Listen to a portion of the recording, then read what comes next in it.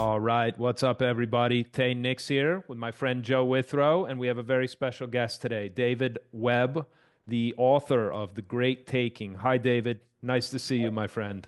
Hi, guys. Thanks for taking an interest in this. Yeah, Absolutely. David, really appreciate you coming to talk with us. We just Yes. normally we just ramble about all whatever comes to mind, but now we can actually talk about something serious, huh? Yeah, right. Serious. Well, I have to say, David, there's a few guys who make my list of real intellectual heroes, people who are doing something so meaningful and so correct. There's an old saying that one man with conviction makes a majority, and what you're doing right now is so worthwhile for people to know about that we had to reach out. You're in a network that I'm also part of, and some of the people in that network also help bring this story to light. I'm talking about the great taking. Now, um, it's funny because I followed your story. I'm not a finance guy, but your book is so well written, and we're going to get into that here for viewers and explain what the great taking is in very short, kind of pithy bullet form, because you really do need to go read it if you're not aware of the situation that we're going to discuss today. But my impression is that you weren't entirely thrilled that this actually got discovered and has gone viral and all the rest. That you were a little bit of a reluctant hero, I would say, as you came forth with this. So you want to fill people in on sort of the backstory here and sort of how all this came about and what we're talking about. I have my own bulleted form, but it's probably better to get it straight from you. Yeah. Well, I wouldn't say I was reluctant to have this break open, but I it has happened in a miraculous way, really. So there's nothing I could really expect to have happen. And as you know, many people have struggled for years and years trying to explain things to other people and never get any traction. And that was my life, was not being able to put it across. And there is something just very unusual about the way this came together at this point in time that is really providential. It's a big thing. So it's not just me that made it I love happen. that. Yeah, I really love that. And I want to take a stab at this just in layperson's terms because again, I don't have a background in finance. I'm a guy, I write for a living. I have a little bit of a background in medicine. And so if I can take a shot at this, maybe this will set the stage, and then you guys can also talk through the implications of the things that I don't understand because that will definitely help viewers. Um, how many decades ago, like starting in the 60s and 70s, something called the Uniform Commercial Code, right? Universal, Yeah, Uniform. uniform code, The uniform. UCC, the Uniform Commercial Code, was rewritten to effectively take people's financial assets and make them both the collateral of, but also in the sense, the property of the banks and the clearinghouses. In other words, the financial plumbing, the institutions that run the stock market and transfer money between right nations, et cetera, like all the financial plumbing and the big banks and right, the big nasty Wall Street machine, and other banks too, all over the world essentially recreated a system in which your assets actually aren't your assets, right? They become the property of the institutions in the event of a financial panic, a collapse, a bank run, or what have you. If things really get ugly, these people can dip into your money in order to stabilize the system. And not only that, they're using our assets, which we think are ours, but actually don't belong to us anymore under the current system, to in effect make risky bets and derivatives and all the rest, or they're using it as collateral. I don't know that is actually the detailed part is correct, but that in effect they use the money of the working people as collateral for their basically casino gambling habits. And you exposed this and you wrote about this and talked about this. And now we're up to the stage where some really, really interesting things are starting to happen at the state level to roll some of this stuff back. Yes.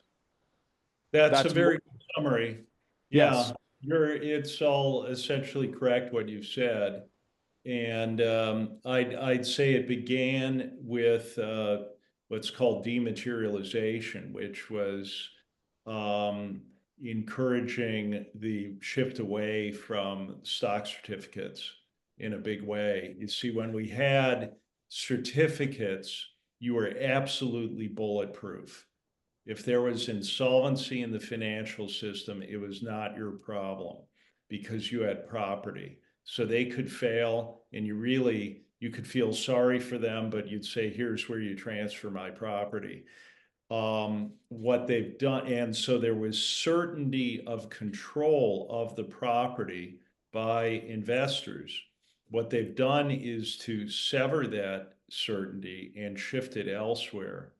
So it is the secured creditors of the intermediaries that have certainty of control 100% of the time. And the way to explain this and to know this, two very simple things. And you can question your financial advisor, your intermediary about this. The question is, in the event of insolvency of the intermediary, of the broker, or at a higher level, do I have a right to take back my property out of the insolvency? And the answer is no. And that means it's not your property. Now, the second part is, how do we know that? We know that from a formal legal response written by attorneys working for the New York Fed and sent by the Deputy General Counsel of the New York Fed to what was called the Legal Certainty Group of the EU in 2006. And what was happening there, the Legal Certainty Group, that sounds nice, but what do they mean by legal certainty? They were working to make it legally certain that the secured creditors have the priority claim to the property, that the secured creditors have certainty.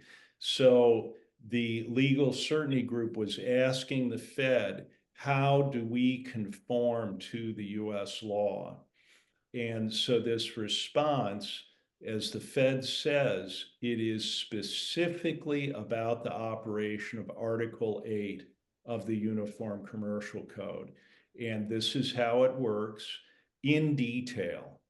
So this is not conjecture. This isn't like reading some article about it or supposition. This is a definitive legal response by the New York Fed. So we can know this with absolute certainty from a primary source document. And how long have you been have you been on this story that long? Like, were you like on the trail of this in 2006? Like, did you intercept that or you came across that? Like, how long have you been on this story? Well, I learned about it shortly after that, when you see, I knew we were going into a major collapse in 2007, 2008. So I was looking for the first failures. And there was an article in Barron's about the failure of a little broker dealer in Florida called North American Clearing. This was the first canary in the coal mine. And the shocking thing was that all of the client accounts were frozen and swept to the receiver, swept to the bankruptcy receiver. And I knew that, to me, was like a heart attack. I had to understand how that could possibly have happened. And that's when I discovered that the Uniform Commercial Code had been changed in the US. What were you doing at the time that you were privy to this? Like, in all of my reading about, and again, I'm not a finance guy. The most that I know about the 2008 shenanigans is Michael Lewis's work, right? The Big Short, the book was far better than the movie.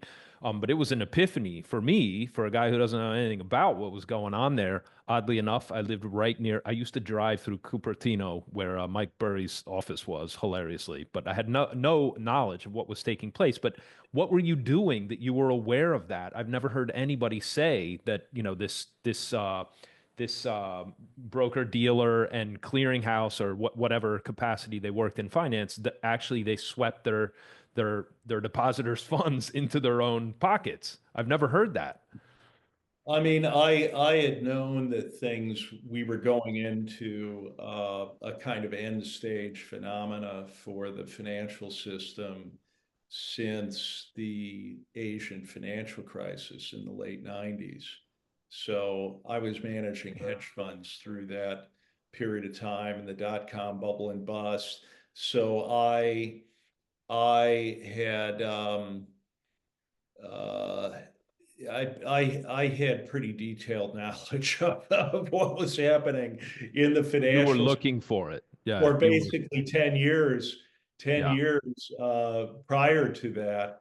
And yeah, I was looking for it. And I was expecting that we were going into something like the Great Depression and the period of the World Wars. It was a question of, but I knew this isn't something that happens in 6 months' time or a couple of years' time. This is a major geopolitical turning point. So I knew that in 2000 because at that point, and I mentioned this in the book, I mentioned it in the documentary. What I saw was that the money supply was growing at a 40% annual rate at the peak of the dot-com bubble, 40%. So 10 times, easily an order of magnitude bigger than any economic growth. Now, what that meant was that there's something called the velocity of money. Velocity of money is the number of times that a created dollar or unit of currency gets turned in the real economy. And the velocity used to be a integer. It used to be 6, 7, 8 times, not for the entire money supply, but for the new money created. It had a lot of octane because this when for us to come up with money, we have to sell something. We have to sell a service. We have to sell a physical thing. Uh, Time. the lords that control the money creation, they have this incredible power to make things happen out of nowhere based on this created money. And it's very powerful to begin with, but then it reaches a point of exhaustion where it inverts, where now the amount of money created is multiples of whatever economic growth is occurring. That is the end stage collapse point. And that's what was happening leading into the 20th century. People wonder, why did World War I happen? Why did this whole shit show happen after that? It's because the velocity money had collapsed. And the velocity money began rolling over in 97. So right before the Asian financial crisis began. And then they step on the gas in terms of money creation and way outstrip any economic growth. And that creates these booms and busts. But it's now we are at a point where the velocity of money is at a lower point than any time during the Depression and World Wars. This is It's profound. essentially the declining marginal utility, right? It applies to everything. Creating money at first can create or give the illusion of economic growth, but at some point it inverts, as you said, right? And then you could keep creating money, but it's not, doesn't have the Well, same effect. Is that accurate? it's even worse than that because what you Yeah. see historically is when it inverts, the transmission is no longer working for the created money into the real economy. So what does it go into? It goes into financialization, but worse, warfare, financialization and warfare. And that's what we're seeing. It's horrible. It's a horribly destructive phase that we are in. Chris McIntosh, our mutual friend and a guy who was instrumental in sort of discovering your work, and I think getting this out to people, did a presentation that I recently saw and attended at an event in Buenos Aires. And he echoed exactly what you're saying, which is, look, don't be fooled. This is a cycle. We're in an end of a cycle. There are forces at work that have nothing to do with policy. At this point, it was almost like, I'm paraphrasing here, but at this point, he's just showing like there are certain things that are inevitable. They're inevitable and they're probably also imminent at this point, but you cannot, right? You can't stop what's coming because it's got 80 years plus and in some cases more, depending on which part of the aspect of the cycle you're talking about, that it's got all this momentum behind it. It has to play out. And it sounds like you're saying the same thing, that more Well, debt. except that I think it can be stopped. Interesting. So let's get to that part because this is the real message that I wanted to also bring people. How can it be stopped? Like what has to happen in order for things to take a turn for the better? This when you say this has to play out, it has to play out for the cabal that controls the money creation power. They are making it play out. It's not in the interest of humanity to let them do that. It is their sole objective is to remain in control of the money creation and to literally kill millions and millions of people. And we are already well into that. If people will wake up and understand what we're into, we're already on a scale of fatalities rivaling the world wars at this point. So it's with the wars in Eastern Europe and in the Middle East, you mean, or what's from COVID? what's the context of that? I don't want to get your podcast killed, but there have also okay. been Yes, there are multiple sources of fatalities at this point. I think everybody knows what you're referring to. People dying from different health conditions. Gotcha. Yeah. The excess deaths. Look it up. Excess deaths. There are a lot of excess deaths occurring, and we know that. And so that is what puts it on a scale with the world wars at this point. And that's anyway, I won't say more about that, but that's manifest. So there it is. They are the author or authors of all of these manifold threats against us. It is the power to create this money that is funding all of these threats against us. If you stopped their funding of these things, that is the only way to stop all these threats. What are we talking about? You name it. The people coming across the border, the fluoridation of the water, the mutilation of young children, provoking Russia. It's not the Russians and the Chinese that are doing this. This is the one ring that binds them all is the funding.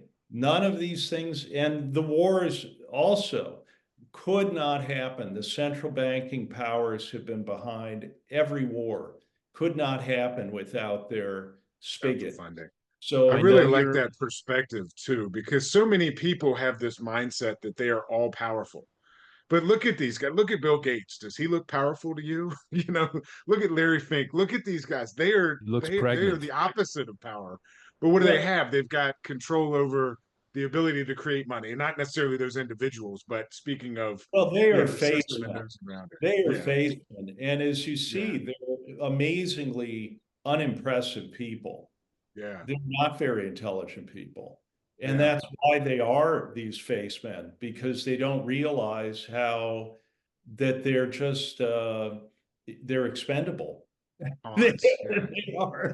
they are not very bright, those people.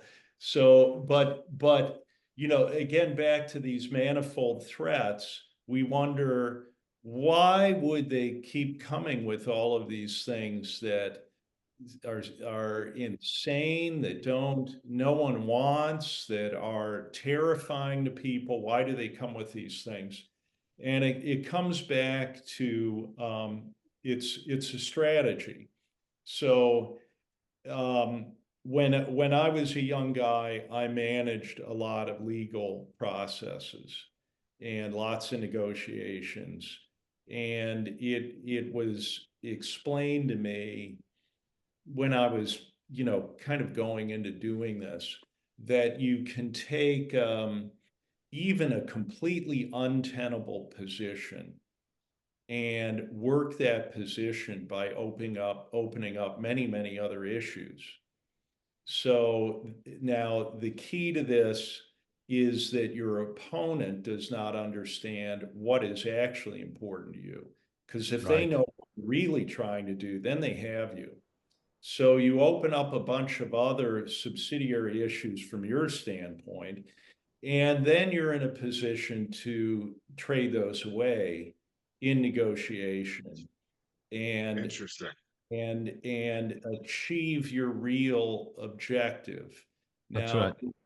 this is also done militarily, of course, in creating many threats, but your enemy must not know what your real objective is. So this, you know, when I hear people talking about Trump, they say, well, if he just stops the immigration across the border, then that's job well done. I'll support him if he just does that. That's exactly what we're talking about. That Right. they create this insane, ridiculous, over the top thing so that everyone focuses on that. And meanwhile, they achieve the real objective. Right. We have to get smarter than that and understand what the real objective is. Another gentleman who I know you're friends with and is another big time hero, not just of mine, but of millions and millions of people, wrote the definitive work on that. I'm talking about G. Edward Griffin and his book, I think, for understanding this issue, right? To understand how money is used, not for our interests, not in, you know, truth, justice, and the American way, and the whole mythology that we grew up with, right, as innocent young bucks, but that the system itself, when people say the system is rotten, what that means specifically is the power that the moneyed class has to create money and go do really horrific stuff with it. It's, that book, The Creature from Jekyll Island, is, I think, the best starting place in case you're a young person watching this. You don't really know, right, what's wrong with the system and what people mean by that and what David's coming to here, because we got a lightning bolt that he's going to deliver about sort of how he's galvanized an entire movement. But this is something really tremendous, and it's almost like it's the most important thing to understand, don't you think? Yeah. Well, I would say Creature from Jekyll Island. I actually had not read it before I wrote the book, because as I would say, I knew about this stuff from my own father, you know, Wow. going Wow. back to before Ed Griffin wrote Creature from Jekyll Island, you know, so I knew about it from my direct experience. Wow. And so I read Creature from Jekyll Island after the book came out. But for me, it was just a miracle to see that book and all of the references Yeah. that he has. You run down those references, they're fascinating. And you know, of course, Ed Griffin is just a treasure Yeah. as a man. And so I made that pilgrimage to see him. It was one of the Yeah. first things I did was to Nice. go see him in California. Good for you. Yeah. No, the guy is a national treasure, and he's helped so many people to understand why the world we're living in makes no sense. It doesn't make sense until you understand how the monetary system was created, how it works, how it still operates today. And now, I mean, to be respectful for your time, I want you to also bring people up to speed because something very interesting has happened Yes. um, since you released your work, The Great Taking, which I know is available both in print and also as a documentary. Those who want to get up to speed on David's very excellent work. What is happening now in the states at the state level, please? So when I say this can be stopped, okay, the way to stop this, you're not going to do it at the federal level. Absolutely not. And the only way, in fact, this whole construct to draw all of our attention to what's happening at the federal level, it really takes your power and agency to do that. People think they've done something because they voted, they watch with, That's right. horror and fascination what is happening, and the media, the news cycle, all focuses you on that level. The only way to change things is from the local level up. Now, what Yeah. we found, so the I knew that the way to change this was by reversing the local law because it was implemented in local law. And I saw that this is the same way that this subversion was done in Europe. They had to change the local law at the national level. So there was EU regulation, but they had to subvert the local law. And it's been done in a similar way in Europe, following the US model for doing this. So how did they do it in the state law? They so they created this concept of an entitlement to your property, which had never existed in centuries of securities law. But the accompanying statement when they were pushing this amendment in the states in the US. It began in 94. It took until maybe 2000, 2001 to get all the states to adopt this. But the accompanying statement said that entitlement holders have priority over the secured creditors of the intermediary. And that's exactly what you would expect and want to hear. So they say what you want to hear. And as the banking lobbyists that we've encountered in the States read the same thing. What they omitted to explaining at the time and still omit is that there were two exceptions to that. And this is the subterfuge. It's very simple. So you can tell people what they want to hear and then omit the exceptions. And what are the exceptions? They are operative 100% of the time. And the first one is that if the secured creditor of the intermediary has control, the secured creditor has priority over the investors. Now, control is a concept from bankruptcy law, and it means that they have the ability to act on the security to sell it. And in this, when we had stock certificates, we had certainty of control. In the indirect holding system, all you know is you do not have control in the event of bankruptcy because someone else can act on the security. It's an indirect holding system. So that's the Yeah, first exception.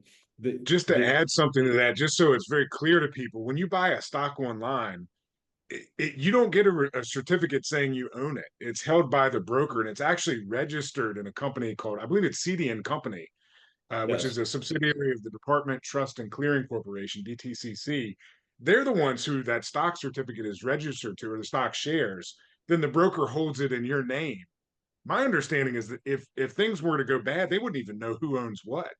I don't know if that's true or not, but just so No, folks, that yeah, is by design. And there, another way we know about this, in addition to the Fed, New York Fed response to the legal certainty group in Europe, the man who wrote the amendments to the UCC, a guy named James S. Rogers, wrote an extensive explanation as a matter of documenting the history of this in 1996, where he explains exactly what you just said, Joe, that no one knows who owns these things.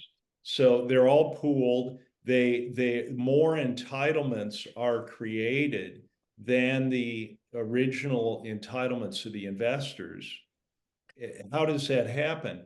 Because once they're in pooled form, the underlying property is used under things like swap agreements and because there's no specific identification of an investor to a security, all the securities in the pool are used in that way. They're used for, if they're equities, they're used for stock loan. And once they're loaned out, they enter a chain of use and reuse. And the same goes for, of course, treasury securities and corporate bonds. So but James Rogers wrote in 96, and so this is the horse's mouth. This is the guy who implemented this. And he says that even if the securities are used wrongfully, we have to assure that the creditors keep the property, even if they're used wrongfully. And that initially, attorneys were uncomfortable with that. But after long consideration, they eventually agreed that that's what they had to do. And as I joke, they just got more expensive attorneys that would agree that that's what they had to do. And the Fed says same thing, even if there is fault, fraud, or negligence, the secured creditors have priority, take the property. The other thing that James Rogers said is that so people in the financial system want you to think that this was done as some kind of a modernization for everyone's convenience. yeah, I've seen that to where it was like paper statements, but we got to modernize and Yes. digitize everything. So that's why this happened. And so it's, just for convenience. And under that disguise, they changed the actual dynamics of the law of ownership. Yes. Wow. He explains that it was done for Armageddon planning. That's the term he Wow. used. Okay. Armageddon planning. What would happen in a major systemic collapse? That's what this was about. And here we are.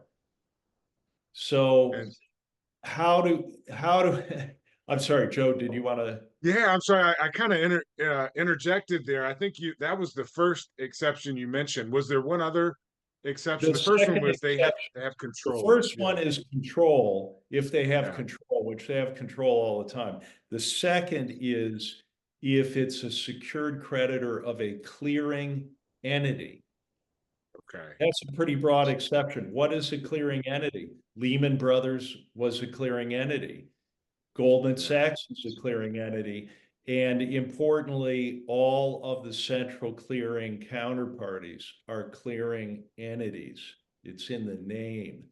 So So the there's no chance that there's not a clearing entity involved in these yes, transactions. it's pretty comprehensive. That's a pretty comprehensive exception. So now we're getting to the good news. Now we're getting to the good news. So after this coming out and Matt Smith talking about this and Chris McIntosh and the awareness spreading. So I think Matt wrote a Zero Hedge article about this. And in December, a guy named Grande read that Zero Hedge article. and he downloaded the PDF of the book. He read the book. And as he said, after he read it, he thought, David is crazy. And so he's an attorney with experience in the UCC. He ran down all the references in the book for 2 weeks, and he decided we have to do something about this. Wow. And that's what's happened in each case. So now, fortunately, he is someone in a position to do something about it. So his wife, Bette, was a state legislator in North Dakota. They live in North Dakota.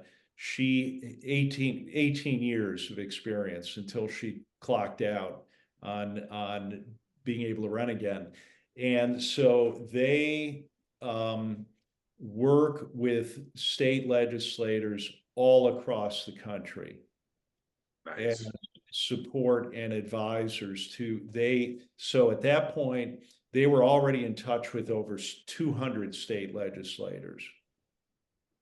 And then when I was en route to G. Edward Griffin, this was February 1st of this year, I learned on the way that the first bill to attack this was coming in South Dakota. And Don had written the bill. And we figured out how to get from Ed Griffin's to Pierce, South Dakota, and met Don for the first time. So the point of this is off and running without my making it happen. And this is what you need with the power of ideas, and the truth. People make it their own. And then that is what makes it unstoppable. So it's not a point-to-point thing that has to happen. It becomes very broad, and that is happening. So, we can talk about what happened in these state efforts, but South Dakota was in February, then Tennessee was in March. And so this happened very quickly because people really only were becoming aware of this a year ago in December. Yeah. And so it happened almost immediately. And then in June, we were with Ed Griffin at the Red Pill in Rapid City. And then in October, we were in Oklahoma for a banking and finance subcommittee hearing on this, with very significant things happened there. And then in just a month ago, we were in Dallas and met with 183 state legislators. Wow. So David, is this something where every state could take this same bill and present, like, could people agitate their own state legislatures to get this thing in front of them? Think about it. It is, if we tried to say, look, we're going to redefine property here, we'd never get it done to redefine property. So what the beauty of Don's approach is simply to strike the two exceptions. Yeah. There's an awesome elegance to this. So then it just reads, entitlement holders have priority over the secured creditors of the intermediary, which is what people were promised. Yeah. And you strike the exceptions. Now, what happens as a result of that? The banking lobby comes down in full force. Talk about that, because I know you stirred up a hornet's nest. Like, what happened in Tennessee? What happened in South Dakota? Or what happened in the Dakotas? Like, okay, well, in South Dakota, that was our first experience, and this is the importance of doing things. You can't just read about it. You can't just sit on your sofa. You have to go out and do it. if you're going to encounter things and progress things. So it's the exposition that happens through doing it. So in South Dakota, in this committee, they allowed Julie Auk, the sponsor of the bill, who's awesome, courageous woman, and investment advisor. She took this on because she felt a personal responsibility to her clients, which is a healthy, normal human human response. Yeah. So she took this on. Don was testifying. They were allowed just a few minutes each to make a statement. And then they had 8 banking lobbyists that said, investors have priority. There's nothing to see here. This would be bad for the state. This should not be passed. And so the committee just voted it down. And then there were so many legislators that were in support of this that they achieved a significant number of votes to force the bill back on the floor of the full House. Wow. And but then at that session, again, they subverted it from the leadership in the House, saying preventing the sponsors from speaking, and saying that this has been heard in committee, stop wasting the people's, business here, and called for an immediate vote without any discussion. They had enough votes to keep it from being progressed. So, but still, it was very important for people to see. You see, when they read the book or saw the documentary, it part of the mind says maybe this isn't true or isn't real. But when Of it's course.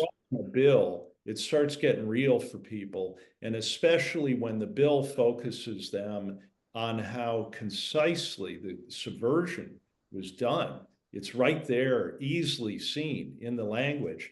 So then in Tennessee, it was astounding. There was a subcommittee hearing in the House, and Don and I testified, and there were 2 bank lobbyists, including Andrew Guggenheim, who is counsel to the Securities Industry Financial Markets Association. So they were getting serious about who they were sending. And but they really did not stand up under scrutiny, and they got scrutiny from people on this committee. And one of the main people questioning them was Representative Parkinson, who is chairman of the Black Caucus and a Democrat in Tennessee. Wow. And he was just a miracle, and the bill was passed 6-1. Now that is the first time the bank lobby has ever been defied anywhere. Wow. Then the Senate, we knew there was a Senate hearing that would come, but it could be set off weeks into the future. I'm there from Sweden. Don is there from North Dakota. They accelerated the Senate hearing to the next day so we could be there. And then, we were in the room. They didn't even ask us to testify. The bill was passed unanimously in the Senate committee immediately, No kidding. in the face of the banking lobby. And so voting for the bill was the Republican majority leader in the Senate in Tennessee. And Betty Grande leaned forward to me and she said, this now has national implications. Yeah. Because it's completely nonpartisan. It's a people issue. This is something that will damage all people all the way to the top of the system. Right. And they understood that. And so it's really a gift to us that we have this vector to drive, and we must drive it, because it is rightly focused on what is the author of all the threats against That's us. right. Yeah, We no, this is the one ring, as you said. I mean, it's an appropriate metaphor. I mean, this is the one thing that makes all of the nonsense possible, and shamefully so. I mean, I have like a lot of people, right? The idea of America is so beautiful. I mean, what a spectacular light to the world the whole thing was at one time, but it's morphed into this unbelievable cancer where a bunch of really shitty people are allowed to go do absolutely insane things that nobody would ever like raise their hand and vote for. Like, yeah, we should go provoke Russia. We should go, do that. We should go bomb these people. We should go blow this up. We should go do all these things. And the one thing that makes it all possible is this ridiculous monetary system that has been, right, as Mr. Griffin described, right, taken over by this many tentacled monster. And you found a chink in the armor. Like you found a way to get these people back on their heels. So what's the blowback? What's the up to date sort of play by play on what has happened because of I'll, Tennessee? I'll, I'll continue with Tennessee. So the way they stopped it after this incredible momentum, there had to be one more full House committee hearing the following week. So Don and I stayed, and we were going around to meet with every representative of that committee. And it was going very, very well. And then on the second day of doing that, we found that some kind of showstopper had been put in place, and you could see that these people were actually frightened. Yep. Because they knew something odd had happened. They were frightened, they were uncomfortable. And what had happened was that the banking lobby had gone to the treasurer of the state and explained that if you do this, financial services will be withdrawn from the state. So it was an outright threat. The stick came And out. then we met with the treasurer. We met with the treasurer, who's a good man. It's just he's being threatened. He has a lot of responsibility for things. And they were saying, we really need to study this more before we do this. So in the hearing the next day, the banking lobbyists were given a lot of time to speak, which is good, actually, because they condemn themselves by what they have to say. And they, in both times that they were speaking, including in the subcommittee, they only have two arguments. One is that there's been no change in property rights, which is just an outright lie. Which has to be false, right? Because of the exceptions. Absolutely false, which is absolutely false. And then, that we know from the Fed response itself, or from what James S. Rogers said in Policy Perspectives, which was the name of the document. So we know that's false. And as I say, you only have to prove that someone's a liar once. Yeah. But That's right. but then they say that these exceptions are about margin loans, being able to have a margin loan. And you can see in the language itself, it's not about creditors of the client, it's about creditors of the intermediary.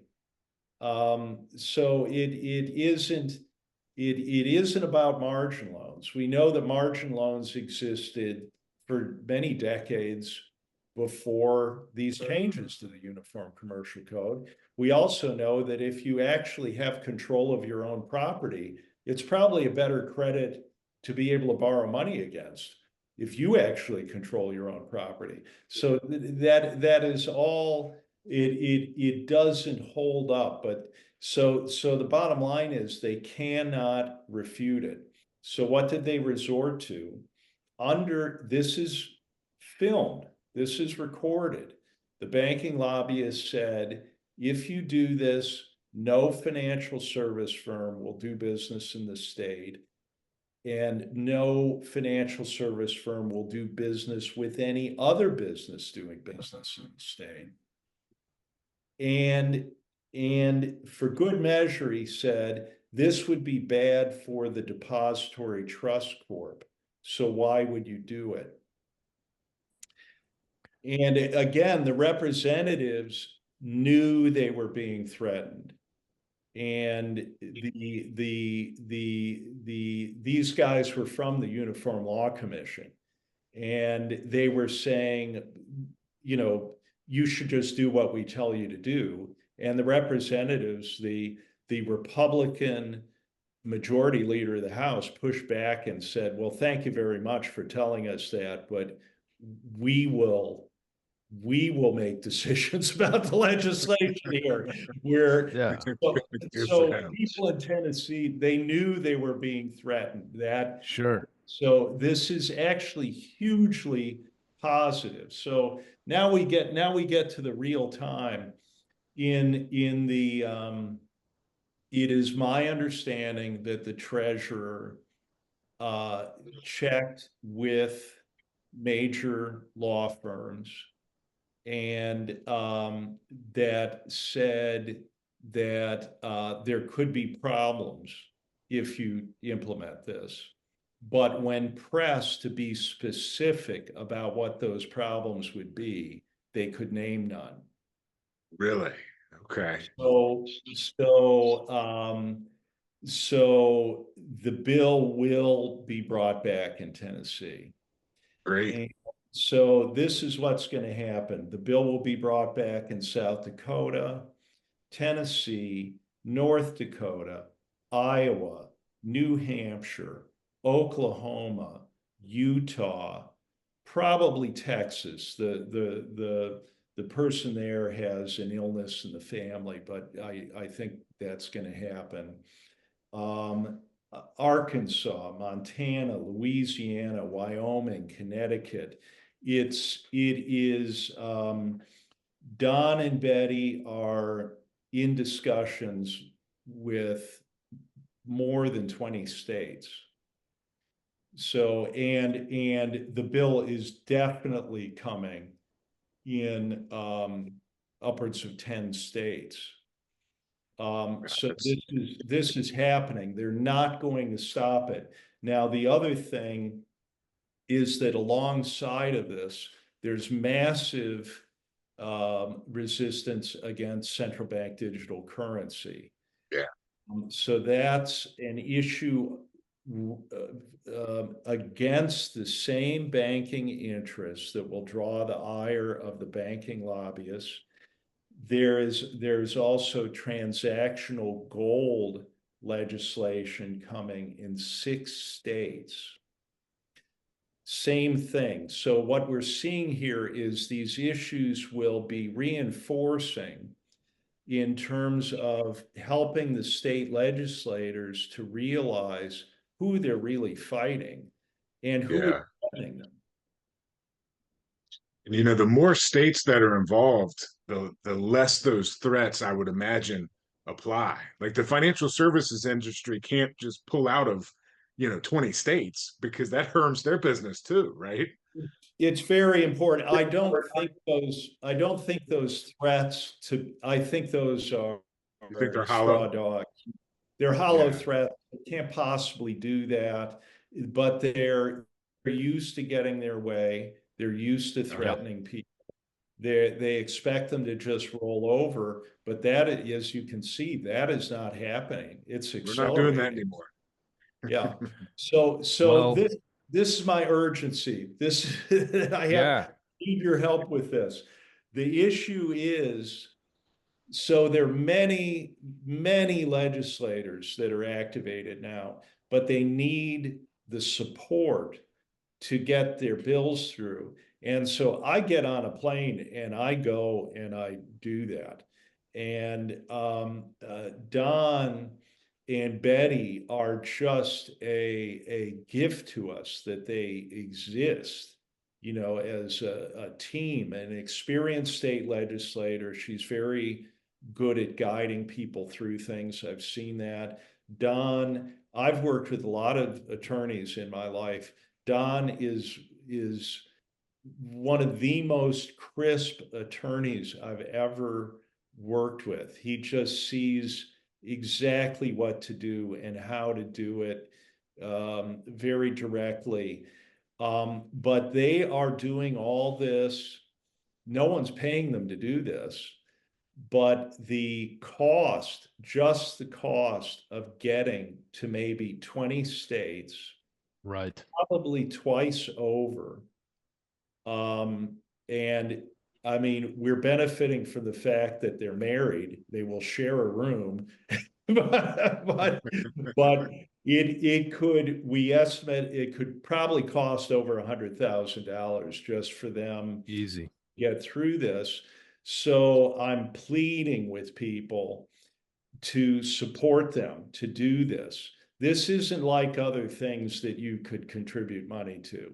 This is real and actionable right now in the year ahead. It can change the whole course of the country, maybe the world. So, and it doesn't take a lot of money if people would just contribute anything. Right. So Don has set up, it's called truenorthpublicpolicy.com. And And it's spelled it's spelled TRU. TRU North Public Policy.com. We'll have a link below this video. What's the time horizon on this? This is coming to a head in 2025. Am I correct? If Well, the states, legislative session begins immediately in the new year. And yep. so it really runs its course by, you know, really April, you know, God, so what a time to live through. What an it's just unbelievable in the time to next be alive. 4 months. We need to focus on that. So the time is now for people to support this, and we really can do it. And so when we think, well, this massive collapse has to happen, you know, it's inevitable. And I said, I don't agree with that. It's I know they engineer these things, they make them happen, and they will trigger this collapse at the time of their choosing. Absolutely. And they will do it in the context of many threats against us. So the people are not just worried about their IRA, they're worried about if they're going to live or not. Right. You know, that's what this, so that's why we have to stop this. And they are totalitarians. They are centrally planned. So all the people that work for them, we were talking about, you know, how pathetic these people are, like Bill Gates and Larry Fink. They do what they're told to do. They are either paid or they have a control file on them, they're threatened. So when something happens that they hadn't expected, they don't know what to do about it. They have to be told what to do about it. Yeah. But the reason that humanity prevails and has prevailed against totalitarianism in the past is that human beings are autonomous units. We can decide for ourselves what we're going to do, but We're wired that way. There's no way to change that. It is natural, human nature. yes. So we have to realize that that's what's happening here. You have dozens and dozens of people in the states activating. Now, you should know, like, for example, in New Hampshire, that bill's already been filed in New Hampshire. And Right. the guy that did that, do you know what he is paid to be a representative? $100 a year. Wow. People that do this work are That's not. truly public service, you know. That's they're there for the right reasons. They're not there Yeah. to be paid. They don't have staffs. They have they're real people like us. Yeah, They right. work jobs. And so now think of this. If we can recover our agency to realize that we can do this and get a taste for it and to get pissed off when we're being threatened and know we're being threatened, then we're already seeing state treasurers that are realizing they're they're going to help us with this. It's go time. Yeah, right. So it's getting up to these positions that you would think have been controlled by the globalists, but those are now changing. And I've encountered people who have been all the way, people who helped to implement all of this that could possibly help us. Yeah. That can happen. Now, imagine at the state level if this sense of agency is recovered, and it can happen this year. It could happen. Yeah, right. It could happen What in a big rush. That brings up, it just pops in my head here. I think back, 1913, of course, the creation of the Federal Reserve, the creation of the IRS. Perhaps equally as important was the amendment for the direct election of U.S. senators, or the popular election of U.S. senators. Prior to 1913, the state legislators sent their own senators to Washington specifically to protect states' interests. And now it's the exact opposite is the case. Washington and the states, as we see here, are kind of butting heads, at least in a certain way. But look at But the if we can system. get back to some semblance of, autonomy at the state level and at the local level, that's the solution. I mean, it is Yeah. the solution. Yeah. So this is great. It's also the most American of all dynamics, right? The American experiment is an idea, and the idea is that you enshrine people's ability to think and behave autonomously. The ability, like you said, David, once the truth is out of the bag, people run with it, and they run with it because it's true, right? It's a kind of self-fulfilling circular logic. It's like, well, but once people understand what's being done to them, they're not in favor of that, right? They want to galvanize and move in a direction that takes the power of central planning collectivists away from their lives, right? And so the US system enshrined the ability to do that, and that is seen, right, at a sort of mini macro level at the state level, where we say, like, okay, we know this big bad entity exists in Washington, but we don't have to actually play the game on their terms.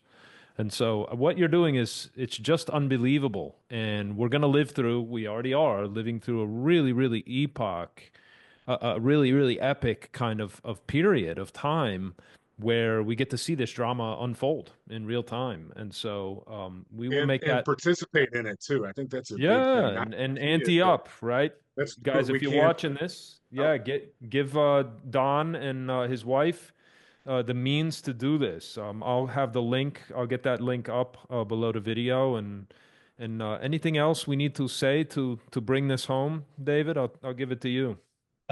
Well, I guess I really think it's possible that if this taste for agency at the state level is kindled, and I think that's happening, then what has to happen is I'm just imagining how this could unfold, and it would be that the states would recall their representatives, the both to the House and the Senate. I mean, if we're being threatened, we're in a hybrid war now. You recall those people, you throw out the voting machines, you have to send representatives to the federal level that actually represent the interests of the people in the state. End of story. That has to happen. These criminals have to be removed. It's not going to happen with the people that are there. Now, if that can be done, then you revoke the Federal Reserve Act. People Right. can't imagine that. You That's revoke the end the game. Federal Reserve Act. That's where we're going. You revoke the Federal Reserve Act, but as Ed Griffin says, you have to have the power to do so. It has to be asserted from the state. And then people think, well, won't, all hell break loose if you do that.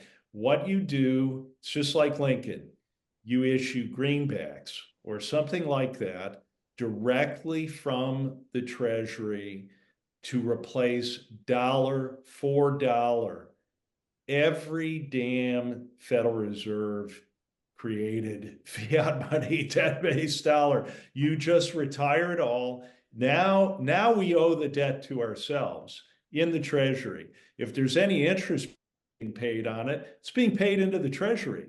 And you cut this cabal out of it. And then you actually have a shot of having a functioning government that does not represent their interests. Things will get better right away. I'm gonna ask the question on everybody's mind. How dangerous in your mind do you think, like how close are we? Obviously the people, right? If we're having a Zoom conversation about this, there are plenty of other people on the other side who understand what the risks and dangers are too. I would venture to guess that they wouldn't be excited or enthusiastic to lose their power to print money. How dangerous is this? How dangerous, like how much danger is Don in, right? How much danger does this actually imply? Is it unstoppable if it's happening at this level, like the state level at this point? Or do you have real trepidation about what we're walking into? Well, I think we're already in great danger. Yeah, We're me too. we're in greater danger if we don't do anything about Me it. too. Yep. Because this is insane. These people have been totally unchecked with their insane plans for decades and using all the resources of humanity against humanity. And my experience of these people, and I've had some experience with these people all the way to the top of the system, they are not strong people. That's well said. They are not strong people. They are not particularly bright. Do not have strong character, and they just have to be faced down. I think about it took a while, but the pushback against the COVID hysteria, it took a while, but it did come. And there's now millions and millions of people who see through that stuff and vocalized it. I don't think that they expected that to happen. I don't think they expected so many people to say, "Wait, no, this is insane. We're not doing this anymore, and further, we're not going to do it again." And I mean that just comes to my mind when you say these people have been unchecked. They don't know how to deal with challenge or adversity. It's up to us to just stand up and say no, no more, Yes, right? yes. It can be done. Absolutely. This can all just kind um, of course, they don't want to give up this power. And that's why we have to act directly, very clearly and directly, and get in their faces. That's what it comes down to. It's almost like we have to be the adults. Like, no, you children, we're not doing this anymore. That's bad. Stop it. Yeah.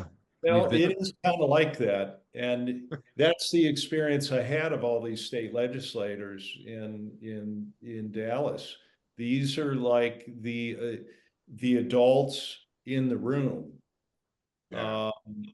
They are they are fearless people, and that's what it's going to take. That's right. Yeah. I love it. That's David, right. can I ask you one more question here? So we know in terms of what can you do, so we can contribute to, I believe it's True North Public Policy. We'll have that link, so we can contribute to that.